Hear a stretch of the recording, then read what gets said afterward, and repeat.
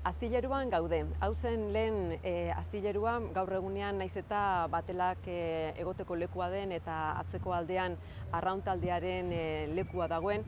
Lehen hau lonxaz beteta zegoen eta ona etortzen ziren itsasontziak hemen konpondu ahal izateko. Eta lonxa horien artean bazegoen bat kutxi piratarena zena. Kutxi piratak hor lana eskaintzen zuen, bera baina gaztekoak ziren gaztetxoei, eta arrain kaxak josten eta olako lantxoak egiteko eskaintza egiten zuen xos batzuk ateratzeko. Eta gazteak gustora egoten ziren kutxirekin ere, hain zuzen ere, bai dirua lortzeko, baina baita ere talde bat osatzen zutelako.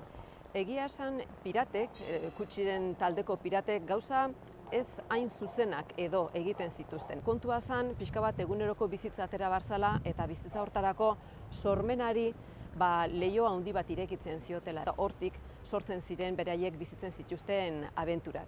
Esan daiteke Ondarruko herriko izaerarekin nahiko bat egiten zutela kuadrilla honek egiten zituzten lanak. Hain zuzen ere, ezintasunari, hau da, ekaitzari bezalaxe edo enbatari bezalaxe, ekaitzari aurre egitea talde izanik. Pirata izateko kutxik lege batzuk onartzea eskatzen zuen. Eta orduan lonxara eramaten zintuen eta han irakurtzen zizkizun onartu behar ziren legeak. Eta behin bataiatzen zintuenean kutxiren laguntartekoa zinela edo izan zintezkela ezizena jartzen zizun.